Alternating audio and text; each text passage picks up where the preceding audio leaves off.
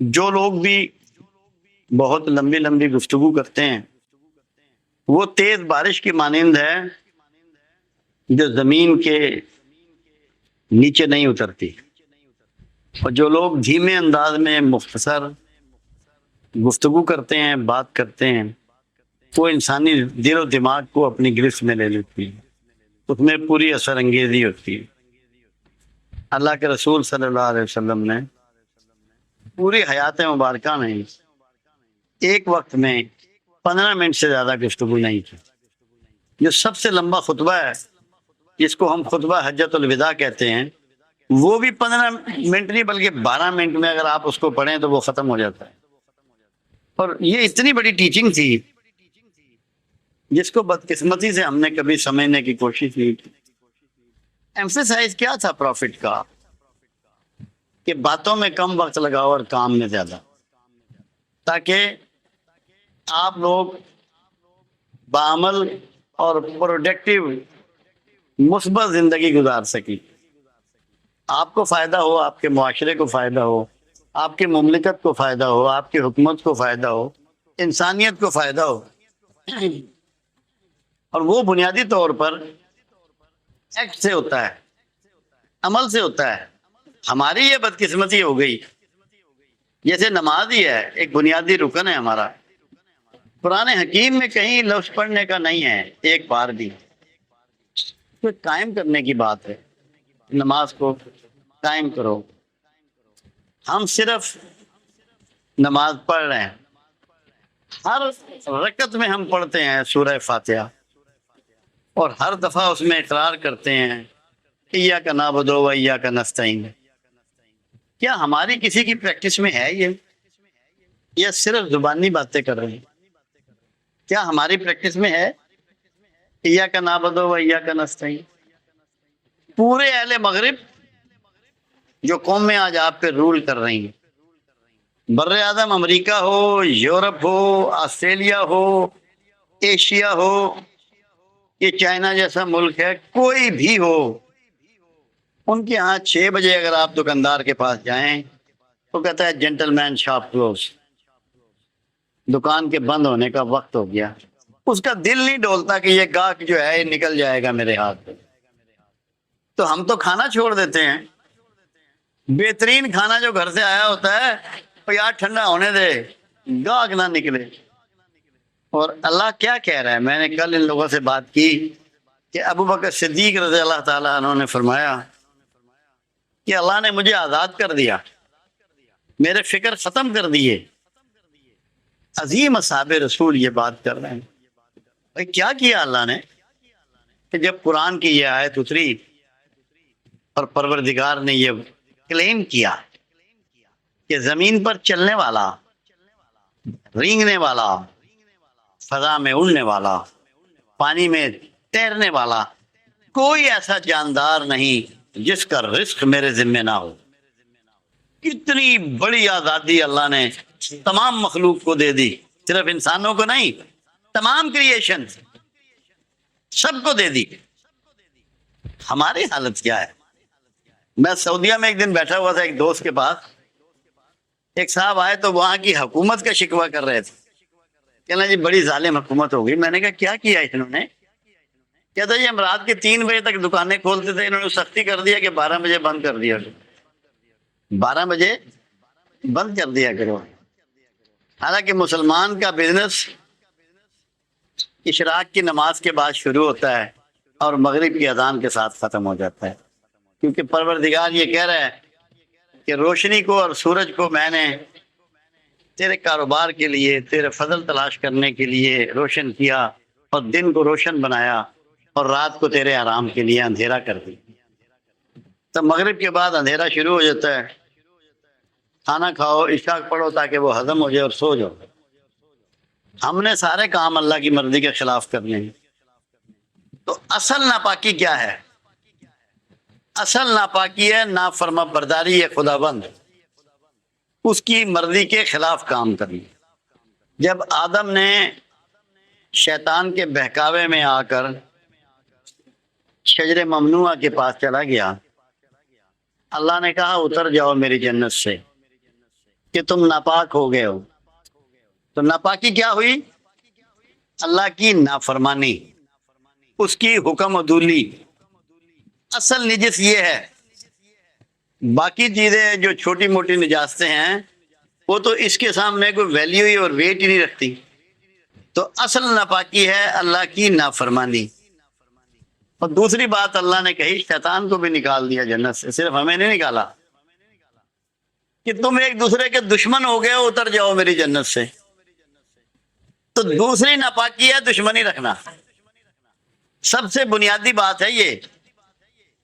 تو ہم لوگ دشمنی سینوں میں لیے پھرتے ہیں، وہی غصہ ہے، وہی نفرت ہے، وہی سب کچھ ہے، اور پھر اپنے آپ کو پاک سمجھتے ہیں. اور اللہ کے رسول صلی اللہ علیہ وسلم نے کیا فرمایا؟ اگر کوئی شخص حج کے لیے جائے اور ان 5 دنوں میں کوئی فحش حرکات نہ کرے، ایسے پلٹے گا جیسے ایک دن کا پیدا شدہ معصوم بچہ. تو کس چیز سے معصوم ہو جائے گا؟ حج کا مطلب ہے اس کے اندر جس کے لیے جو غصہ تھا، جو نفرت تھی، جو حسد تھی، وہ سب دھو ڈالے گا، اس سے آزاد ہو جائے گا. معصوم بچے کو نہ کسی سے نفرت ہوتی ہے، نہ کسی سے اس کو حسد ہوتا ہے، نہ اس کے دل میں کسی کے لیے کدورت ہوتی ہے، نہ اس کو غصہ ہوتا ہے. تو یہ وہ ساری چیزیں ہیں جو آپ کو ناپاک کرتی ہیں. اور حج آپ کو پاک کرتا ہے کہ آپ ان چیزوں کو دھو ڈالتا ہے، معصوم بچے کی طرح ہو جاتے ہیں. اور اگر آپ حج بھی کر لیں، دسیوں کر لیں. جب میں حج پہ گیا تو جتنے میرے ساتھ تھے وہ سب کے نفلی حج تھے، میرا واحد آدمی کا فرضی حج تھا. 6 سے کم والا ایک بھی نہیں تھا. کم سے کم جس کے حج تھے اس کے 6 تھے، 18 والے بھی تھے، 22 والے بھی تھے. مگر ان کی زندگی میں، ان کے رویے میں ایک رائی کے دانے برابر فرق نہیں تھا. وہ عبادات، وہ پریکٹسز، وہ نمازیں، وہ صدقہ و خیرات، وہ روزے، وہ حج، جو آپ کے رویے کو نہیں بدلتے، وہ آپ کے لیے اللہ کے رویے کو کب بدلیں گے؟ یہ بات ہے غور طلب. آپ کا رویہ نہیں بدل رہے تو آپ کے لیے اللہ کا رویہ بدل جائے گا آپ کی ان نمازوں کی وجہ سے، آپ کے ان روزوں کی وجہ سے. یہ ہمارے پلے بات نہیں پڑ رہی. کیا یہ ممکن ہے کہ میں اللہ کو دھوکہ دے لوں؟ ممکن ہے؟ یہ آپ کے لیے ممکن ہے؟ تو جب یہ ممکن نہیں ہے تو ہم کیوں نہ اپنے آپ کو پاکیزہ کر لیں؟ ساری پاکیزگی اللہ کی فرما برداری اور دشمنی ترک کرنے کے علاوہ کی بات اب کر رہا ہوں. وہ تو بنیاد ہے. جو اللہ کا نافرمان ہے وہ نجس ہے. اور کسی مشرک اور کافر کو آج تک دائرہ اسلام میں بغیر نہلائے میرے آقا نے داخل نہیں کیا. کیونکہ مشرک اور کافر ہونے کا مطلب یہ ہے کہ وہ اللہ کا نافرمان ہے، اور اللہ کا نافرمان ہونے سے نجس ہو جاتا ہے. کتنی حسین بات ہے ایک پاکی کے حوالے سے. رسول اللہ صلی اللہ علیہ وسلم تشریف لا رہے ہیں اور عادت مبارکہ تھی ہمیشہ سلام میں پہل کرنا. تو حضرت ابو ہریرہ رضی اللہ تعالیٰ عنہ سامنے سے آ رہے ہیں تو آپ ان کو ہرہ فرمایا کرتے تھے. ہریرہ بلی کو کہتے ہیں. وہ بلیوں کی بہت سیوا کرتے تھے مدینے کی، ان کو گوشت کھلاتے تھے، ان کو دودھ پلاتے تھے، اس لیے ابو ہریرہ بلیوں کا باپ ان کو خطاب اللہ کے حبیب نے دیا. تو جب آپ نے سلام میں پہل کی تو اب ابو ہریرہ رضی اللہ تعالیٰ نے وعلیکم السلام کہا مگر باہر ہاتھ نہیں نکالا. مصافحہ کرنے کے لیے ہاتھ کو باہر نہیں نکالا. اللہ کے حبیب نے فرمایا ہرہ کیا بات ہے، ہاتھ تو نکالو. چپ. پھر فرمایا ہرہ کیا بات ہے، ہاتھ تو نکالو. پھر خاموش. میں کہا بھائی ہاتھ تو نکال یار. تو ہاتھ ملایا. ہاتھ کیوں نہیں نکالتا؟ یا رسول اللہ صلی اللہ علیہ وسلم میں جنب ہوں، جنابت کر کے آئے. آپ نے ہاتھ ملایا، فرمایا ہریرہ مومن کبھی بھی نجس نہیں ہوتا. تو مومن کون ہے؟ جو اللہ کی مانتا ہے. تو جب آپ اللہ کی ماننا شروع کر دیں گے نجاست آپ سے دور ہو جائے گی. تو بنیادی پاکی کیا ہے؟ فرما برداری خدا بند. جسم ناپاک ہے جنابت کر کے آئے ہیں، ابھی غسل نہیں فرمایا حریرہ نے، مگر آقا فرما رہے ہیں کہ مومن کبھی نجس نہیں ہوتا۔ تو اگر ہم مومن بن جائیں تو نجاست رہ جائے گی، ناپاکی ہمارے ساتھ چپٹی رہ جائے گی۔ تو مومن کون ہے؟ کہ وہ پروردگار عالم کا فرما بردار بنے، اللہ کی فرما برداری اختیار کرو، لوگوں سے دشمنی ترک کرو، اور کسی کا مال ناحق نہ کھاؤ، نہ حکمرانوں کو پہنچاؤ۔ دو روٹ ہیں پاکی کے، تیسرا کوئی روٹ نہیں ہے۔ سب سے بڑی ناپاکی کی جگہ انسان کے خیالات ہیں، نجس خیالات آتے ہیں، اللہ کے خلاف بھی آتے ہیں۔ میرے پاس لوگ آتے ہیں پریشان ہوتے ہیں کہ ہمیں اللہ کے خلاف خیالات آ رہے ہیں، ایسے لوگ بھی آتے ہیں جو سرکار کے خلاف خیالات آتے ہیں، پریشان ہوتے ہیں، وہ کہتے ہیں ہمارا تو ایمان ہی برباد ہو گیا، تباہ ہو گئے، ایسے لوگ بھی آتے ہیں۔ تو ناپاکی سب سے زیادہ کہاں وجود پاتی ہے؟ دماغ میں، سوچوں میں، خیالات میں۔ اس کو ہم کیسے قابو کر سکتے ہیں؟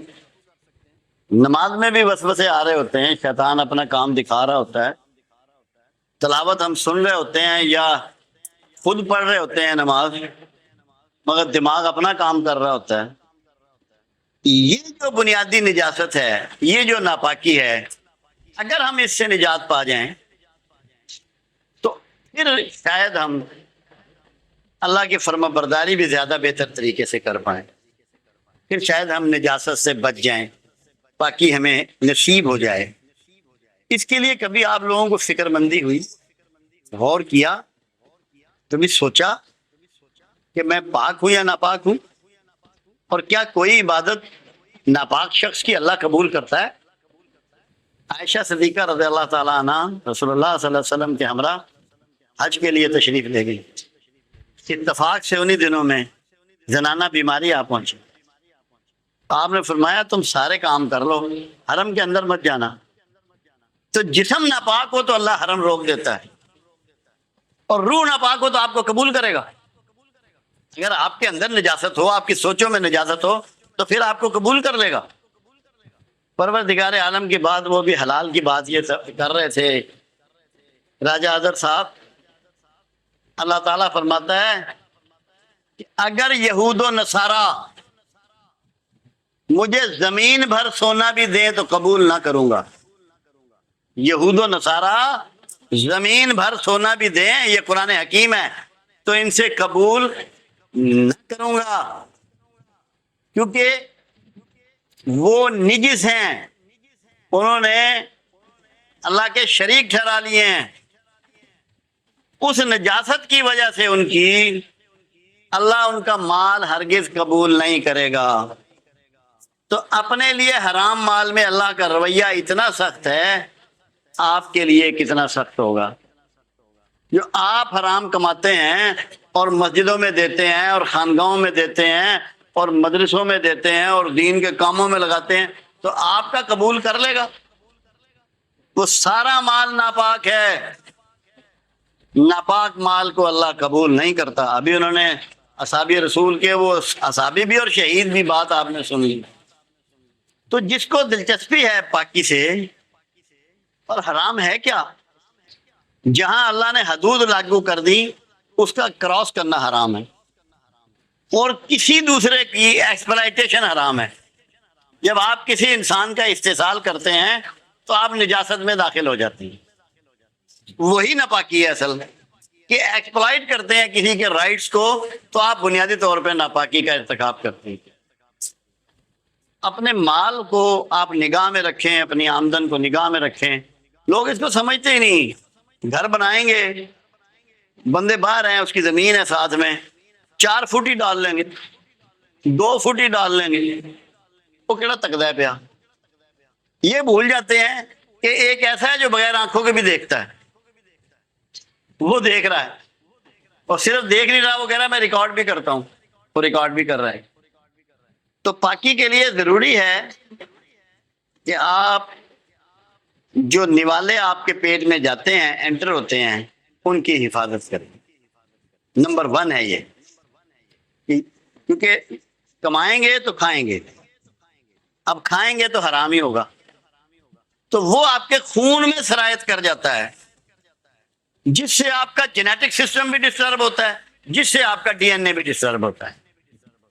پھر اس سے جھوٹ نکلے گا، پھر غیبت نکلے گی، پھر اس سے بددیانتی نکلے گی، بزدلی پیدا ہوگی، موت کا خوف پیدا ہوگا اس لقمہ حرام کی وجہ سے۔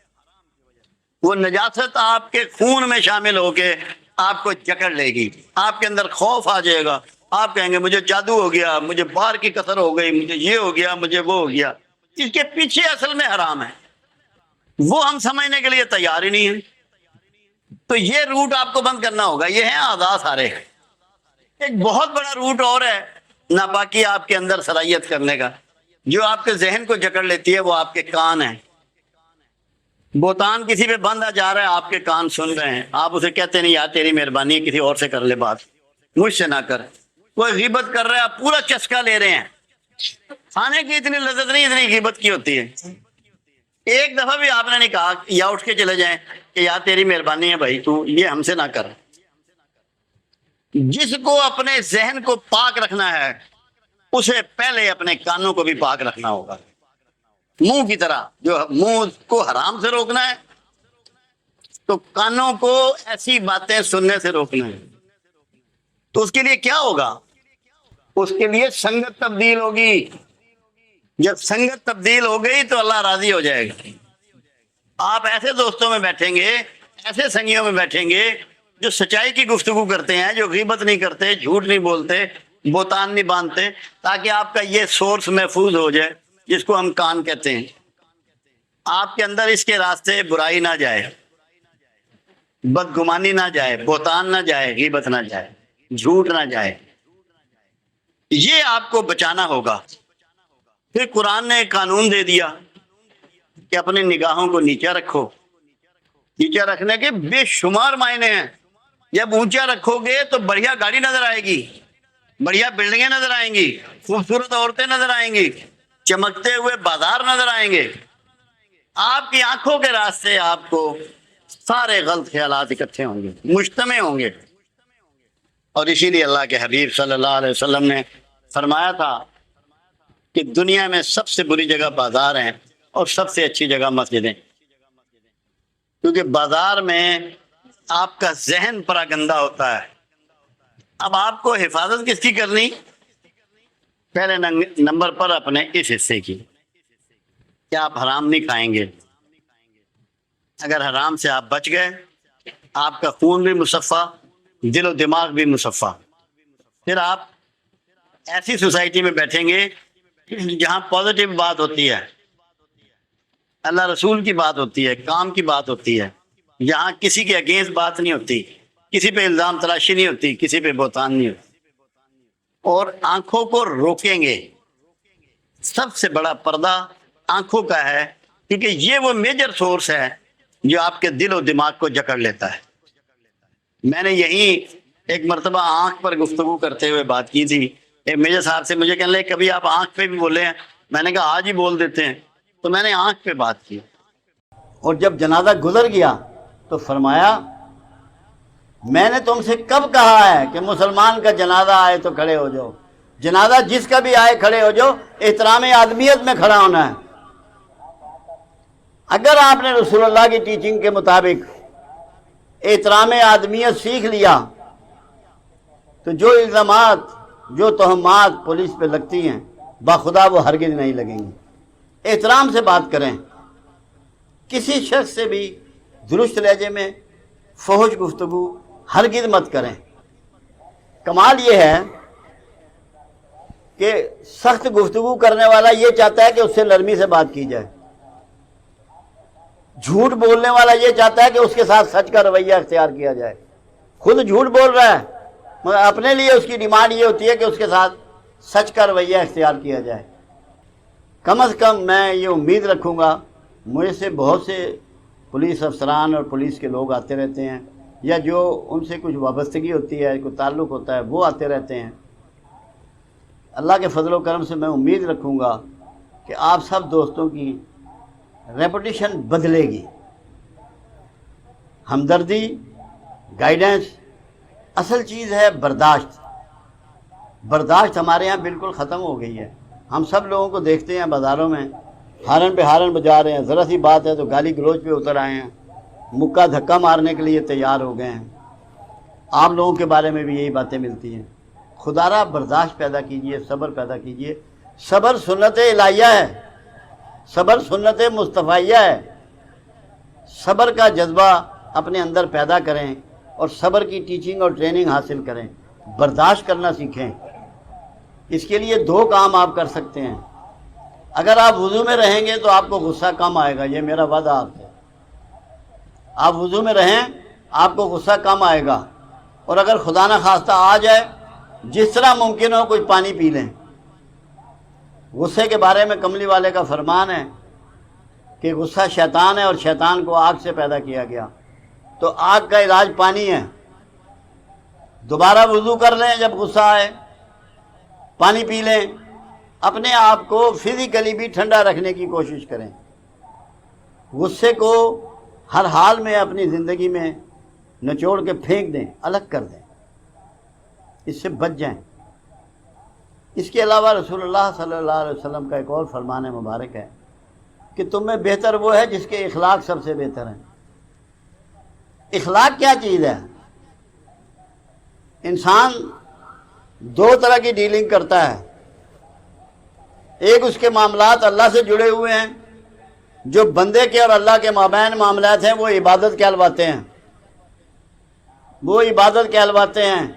جو بندے اور بندے کے درمیان یعنی کہ ایک مخلوق سے دوسری مخلوق سے جو واسطہ ہے وہ اخلاق کہلاتا ہے۔ اگر دیوار پہ آپ ناجائز لکیر بھی کھینچ دیں تو یہ بھی بد اخلاقی ہے، وہ بھی مخلوق ہے۔ کسی اڑتے ہوئے پرندوں کو ایسے ہی پتھر مار دیں، یہ بھی بد اخلاقی ہے۔ اخلاق کی ابتدا آپ کی اپنی ذات سے ہوتی ہے۔ سب سے پہلے صبح سویرے اٹھیں، دیر سے مت اٹھیں، اپنے دانت صاف کریں، اپنے باڈی کو صاف کریں، اپنے لباس کو صاف کریں۔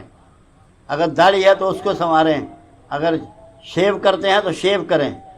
بڑی داڑھی کے ساتھ نوکری پہ جانا پتہ لگتا ہے یا مقروض ہے یا بیمار ہے یا مقدمے میں پھنسا ہوا ہے۔ مینٹین یور سیلف، اپنے آپ کو مینٹین کرنا اخلاق میں پہلے نمبر پہ آتا ہے کہ اب آپ جب گھر سے باہر نکلیں تو آپ کو دیکھ کے کسی کو کوفت نہ ہو۔ اگر افورڈ کر سکتے ہیں تو خوشبو کا استعمال ضرور کریں اور سنت سمجھ کے کریں۔ کملی والے کبھی اپنے گھر سے باہر نہیں آئے بغیر خوشبو استعمال کیے۔ ٹائمنگ کو مینٹین کریں، اپنے آپ کو ڈسپلن کریں۔ اللہ کو جو سب سے زیادہ چیز پسند ہے وہ ڈسپلن ہے، اسی لیے پروردگار عالم نے نماز فرض کی کہ تم ڈسپلن ہو جاؤ۔ آپ کو ڈسپلن دیکھنا چاہتا ہے۔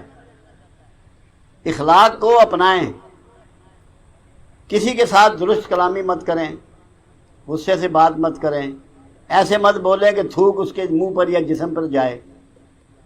حلیمی سے بات کریں، نرم گفتاری کریں، نہ بہت تیز چلیں نہ بالکل دیمک کی چال چلیں۔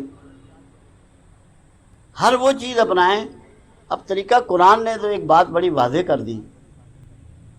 اللہ تعالیٰ قرآن میں واضح کرتا ہے کہ اگر مجھ سے محبت رکھتے ہو تو میرے رسول کی پیروی کرو، میں بھی تم سے محبت شروع کر دوں گا اور تمہارے گناہ بخش دوں گا۔ اب کس کو نہیں معلوم؟ ہم مسلمان اگر ہیں، ہمیں نہیں معلوم کہ رسول اللہ صلی اللہ علیہ وسلم جاگتے کس طرح تھے، ناشتہ کیسے کرتے تھے، لباس کیسے پہنتے تھے، باہر کیسے لوگوں سے ملتے تھے، جنگوں میں کیسے جاتے تھے، اپنے سیکریٹریٹ میں کیسے کام کرتے تھے۔ رسول اللہ صلی اللہ علیہ وسلم کو اسٹڈی کریں۔ میری یہ کتاب ہے معیار، میں ابھی عامر صاحب سے اس کا ذکر کر رہا تھا کہ میں انشاءاللہ آپ لوگوں کو گفٹ کروں گا۔ اس میں قرآن نے جو ہمیں اخلاق سکھائے ہیں صرف وہ مینشن ہے اور کوئی چیز مینشن نہیں ہے، تاکہ اللہ ہمیں ایک ڈسپلن، مہذب۔ مذہب کیا ہے؟ مذہب کیا ہے؟ آپ کو مہذب بنانے کا انسٹرومنٹ مذہب ہے۔ اگر آپ مذہب رکھتے ہیں اور مہذب نہیں ہیں تو آپ نے مذہب نہیں اپنایا۔ یہ بہت ضروری ہے کہ آپ مہذب ہو جائیں۔ افسروں کے ہاں بھی میں نے ایک کئی جگہ چیز دیکھی کہ جب سبارڈینیٹ کو بلاتے ہیں تو تو سے بلاتے ہیں. یہ اخلاقی طور پہ درست نہیں ہے، کیونکہ ہر انسانی اکائی قابل احترام ہے، قابل توجہ ہے، قابل ستائش ہے. اس کو بلانے کے لیے صاحب کا لفظ ضرور استعمال کیا جائے. فرینکنیس میں الگ بات ہے، وہ تو اپنے کولیگ میں جو چھوٹا افسر ہوتا ہے اس کو بھی فرینکنیس میں بلا لیتے ہیں نام سے، مگر کوشش یہ کریں تاکہ دوسرے کی عزت نفس ہر حال میں محفوظ رہے، وہ اپنے آپ کو رسپیکٹڈ خیال کرے، اپنی عزت کا احساس کرے، تاکہ وہ ایک بہتر شہری، بہتر پولیس افسر، بہتر پولیس مین کا روپ دھار سکے.